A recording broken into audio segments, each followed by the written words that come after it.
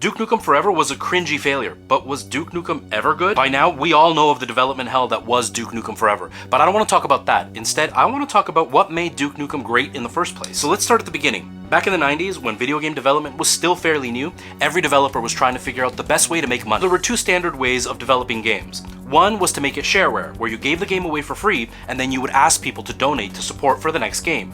The other one was to just outright sell the game like you would anything else. The problem was, there was a lot of garbage being sent out, so people weren't really willing to buy a $50 game without knowing what it was. And when you were dealing with shareware, well, you were going to give away the game for free, so if people didn't want to help support, then you weren't going to make any money. In comes Apogee, who had been watching other development companies and the way that they were selling things, and they thought that it was a great idea to try a new style. What they decided to do was to mix the two.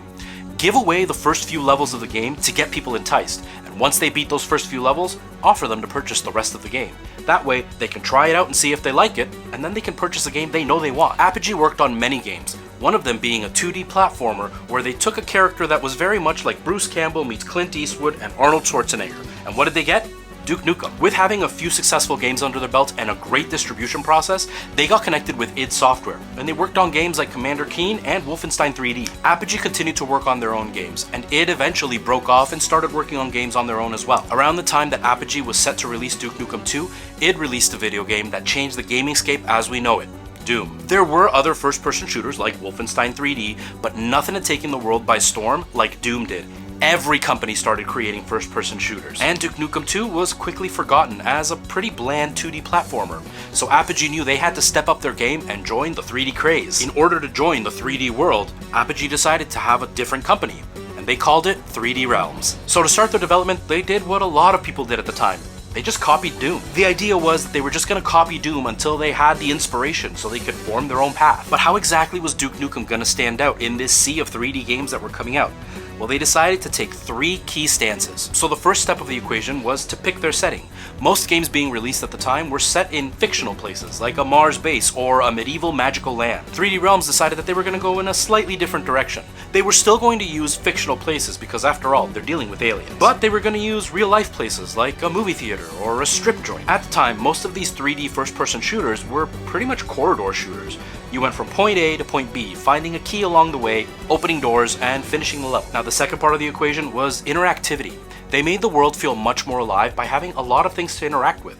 At one moment you could go to a microphone and start singing, and at the next you could be flushing a toilet. It was at such a high level that you could open a door and there would be an NPC using a toilet. And this is where the community got split, because women were a big part of what the interactions were. Not only were you there to save women, but they weren't really wearing anything, and the interactions between Duke and the women were usually pretty crude. So half the community loved it because they thought it was hilarious, and the other half thought that it had no place in the game and that it took away from the greatness of what Duke Nukem 3D was. But the final part of the equation was probably the most memorable part of the whole series. They added a voice. You see, back then, developers didn't think that video game protagonists needed a voice at all.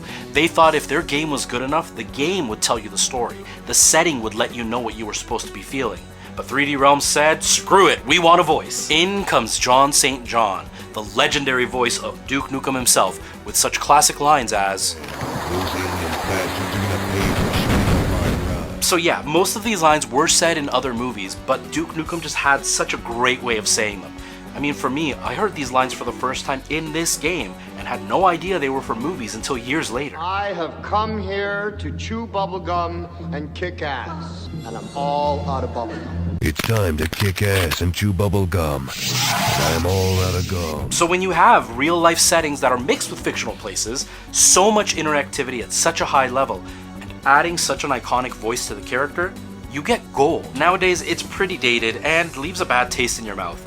But back in the 90s, this was on the cutting edge of brand new technology with a lot of relevant references being made. Duke Nukem 3D will always have a special place in my heart. I got it when I was about 13 for Christmas, and I still play it till today. But a big part of that is the nostalgia. And this is exactly why Duke Nukem Forever failed, because Duke Nukem 3D was such a gigantic success, but it was a product of its time. The developers were so hell-bent on creating the perfect game that they forgot to move forward with the times. So they made the perfect game for a 13-year-old back in 1996.